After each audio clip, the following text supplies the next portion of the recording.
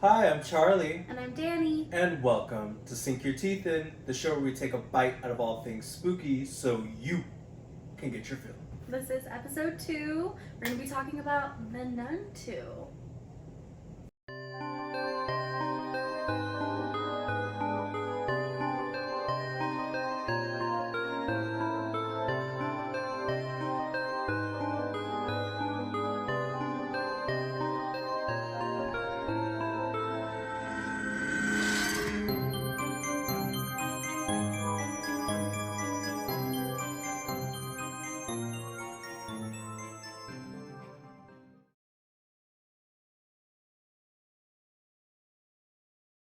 Welcome back, everyone. As Danny said, we're talking about The Nun 2 today. Spoilers ahead. Yes, this is your chance to...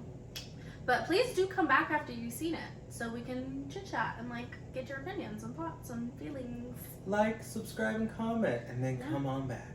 So we went and saw The Nun last night. It debuted. It was the premiere.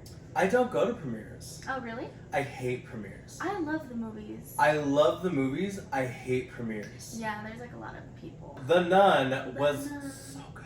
Phenomenal. Phenomenal. Yes. We both really, really liked it. Yeah. Yeah. I get where people say about the first Nun. It Yeah. has its highs, it has its lows. I like the lore of the Nun. I did a lot of research on it and I just was captivated by that. Mm-hmm. But the Nun 2, it hits the nail on the head. Yeah, it was great. I think that it can be its own standalone movie for sure. Oh yeah. But I think knowing everything about Valak, it makes it even more interesting and it makes it a better watch when you're like, oh my god, look at that. Look, what's that? Okay, so I know I'm not impartial because The Conjuring is my favorite, that whole universe. But I will say, on its own, it is a great movie. The first thing I said when we got out of that movie was, it felt like an Indiana Jones movie, not in the sense of actiony. Adventure-y. Yes, it was very much, I was enthralled 100% of the time during this movie. There was not a moment where I was like, I don't do that anyways, but you know what I mean? Actually, I did. I always go to the movies with a blanket, and I threw it over my shoulder so I could write a note for the pod.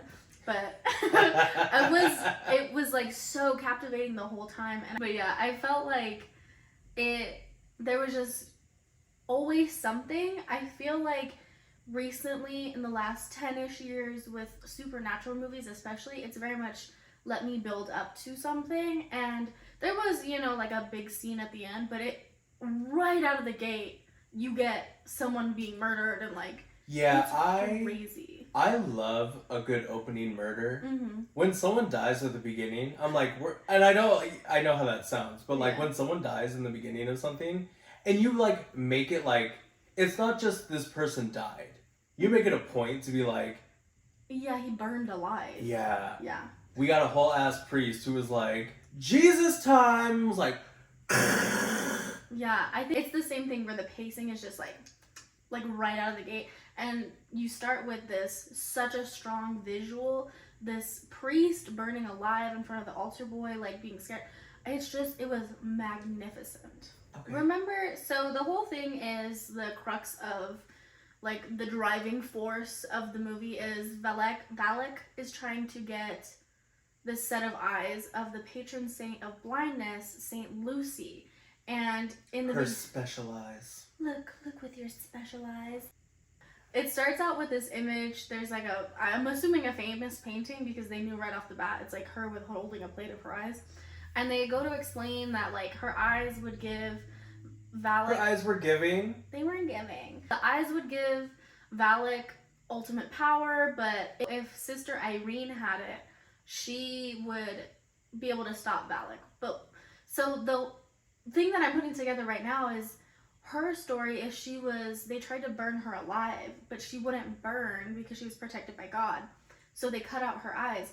They burned the priest in the beginning of the movie. That's true. I just thought about that. And we've had extensive conversations now about it, but that's kind of crazy. Yeah. They've been hinting literally since the beginning. Mm-hmm. The symbolism is literally everywhere throughout this movie. It's so And Danny and I aren't one to like point out symbolism, but I feel like if you are one of those people or want to look at this movie in that way, even with the nun, the first nun, I think that's the way to go about it. I think to like go in there, because we both went in there like with the mindset of we need to do this for the show. And so I think we paid more special attention to things rather than just watching the movie.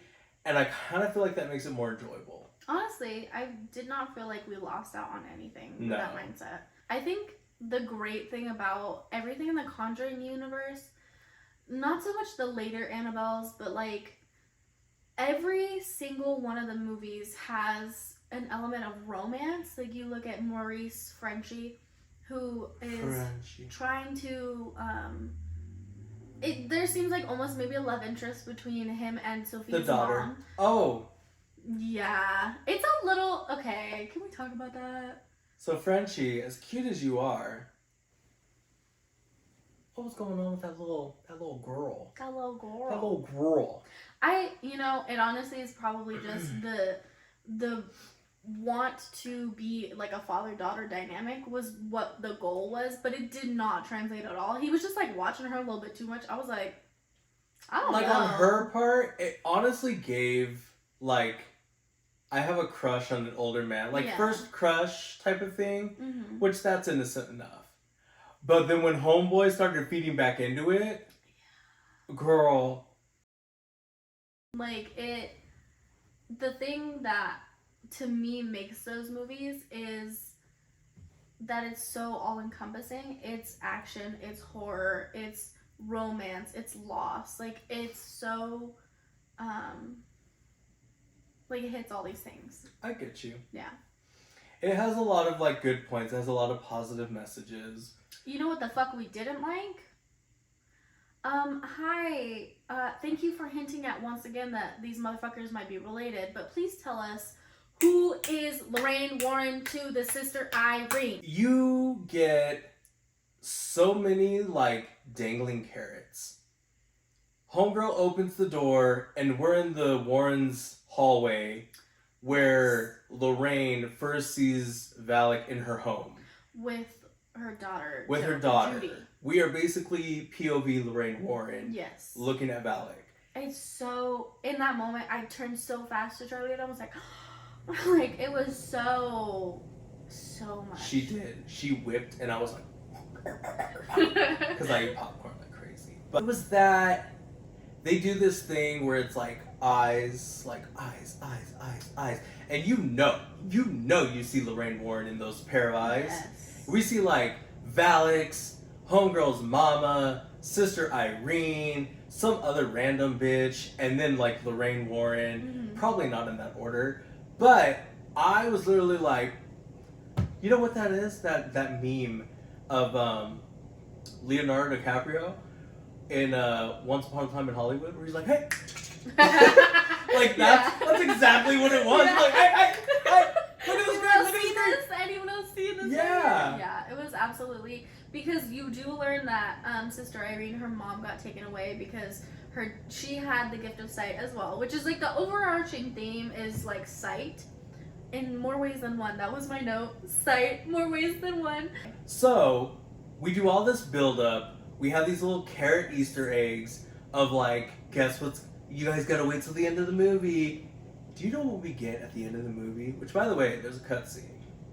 Yes. End credit cutscene. We get a phone call. And not even like a full-on conversation. Phone is ringing. One half side. Judy answers like, "Hi, Warren residence," and then Ed picks up, and you're just like, Patrick Wilson. Yeah. Patrick Wilson picks up the phone, and it hints to like Frenchie's exorcism, which you like see in the Conjuring 1, but that's it.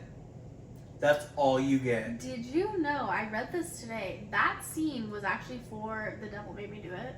They were going to put that scene in the end of The Devil Made Me Do It, but they didn't use it, so they were like...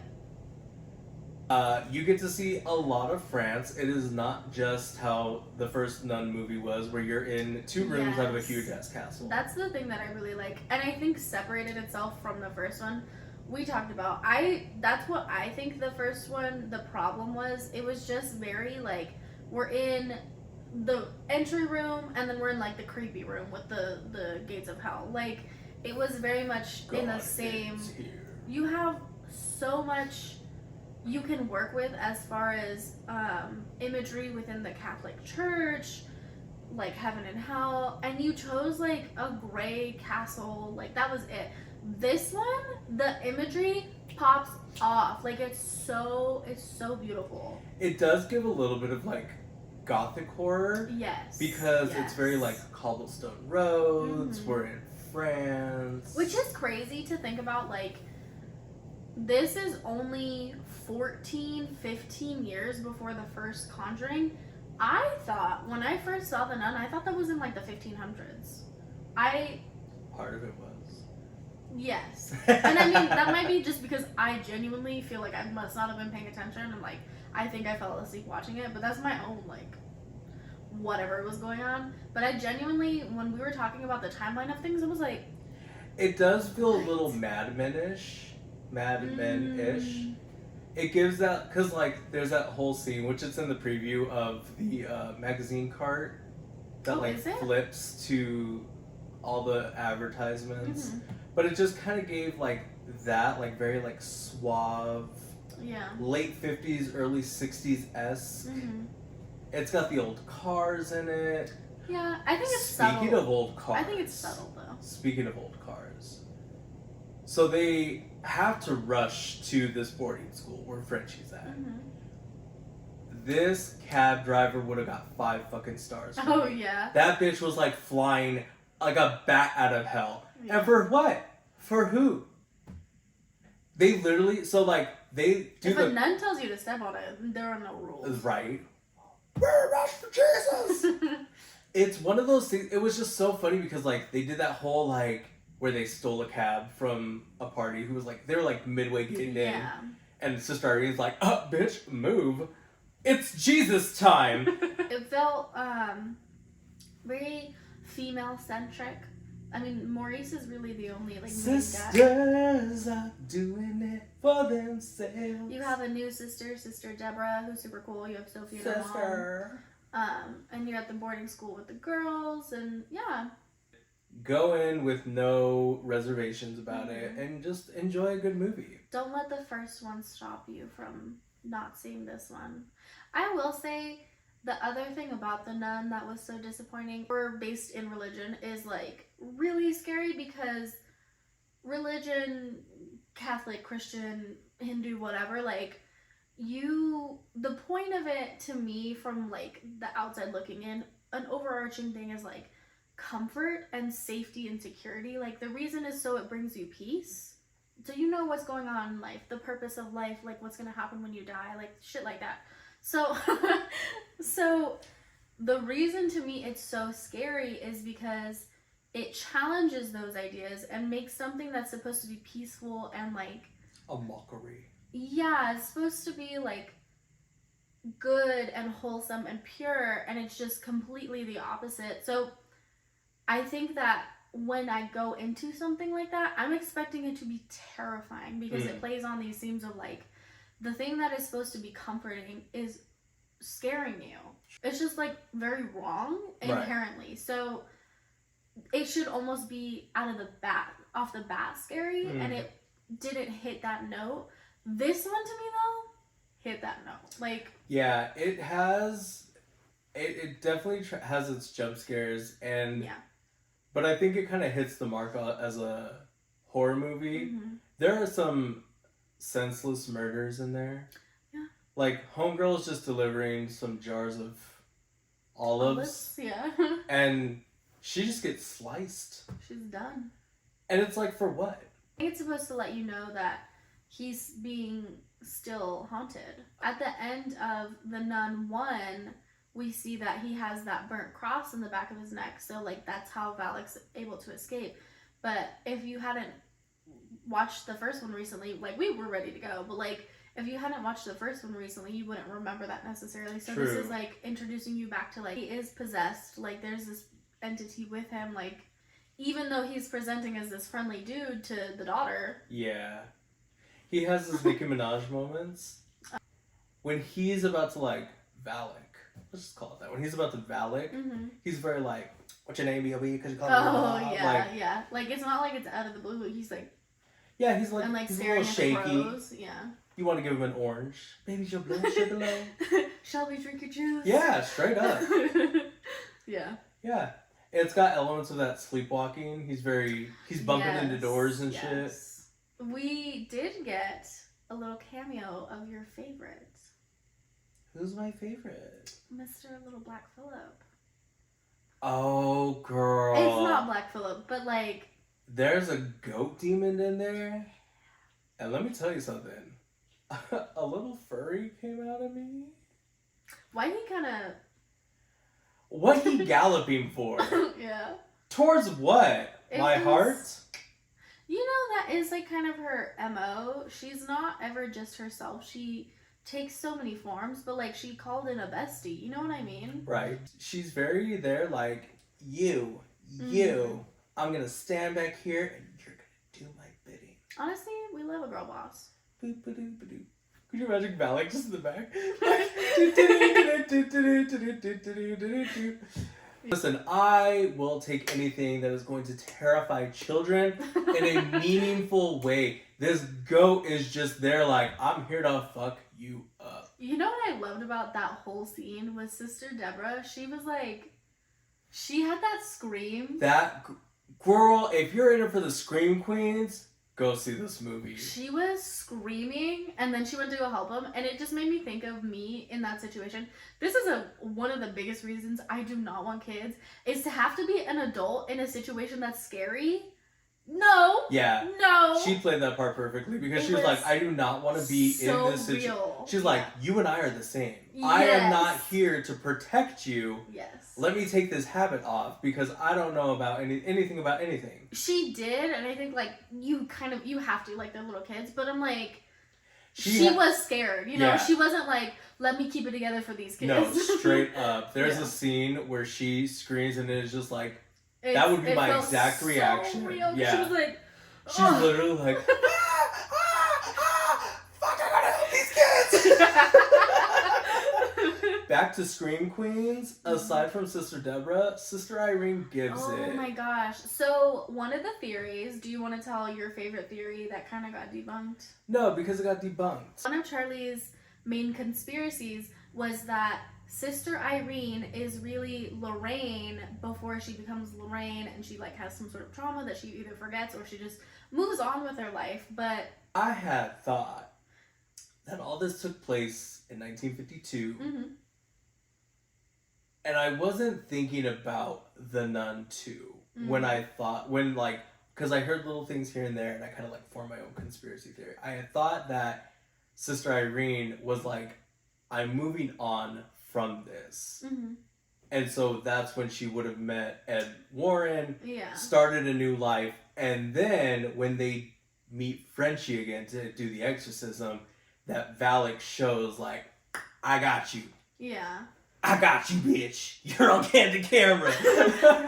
But, yeah, that's not going to be the case. Well, so I went into it thinking like, oh, this is a possibility. Like, I was trying to keep everything open.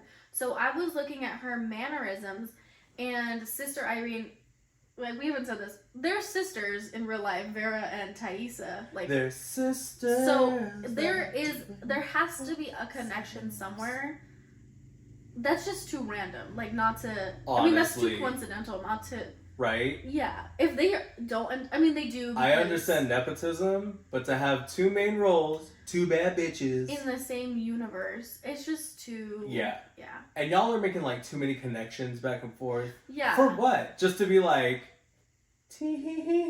like, don't. So, I was watching her mannerisms, and like, they are sisters, but the way that Thaisa is mimicking Vera, like, in the way that she speaks, in the way that she's like doing things, and especially in her screams, because to me, Lorraine Warren, she always has these like these guttural screams. Yes, and I mean, it's Vera, like, she has such a good like scream, but I felt like Thaisa in this one, Sister Irene, was like, she hit that like a couple times. Yeah.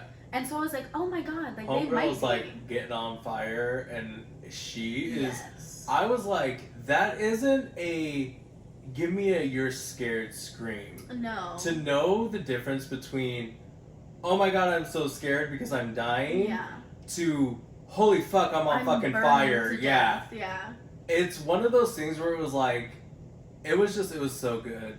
So yeah, overall, It's a great movie. it was a great guys. movie. We recommend. Yeah, go see.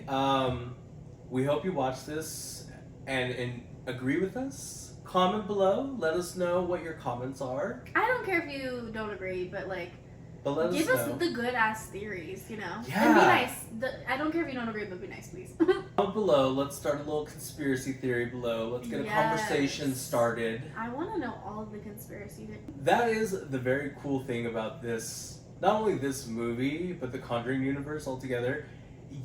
There is so many webs that connect together. Yes.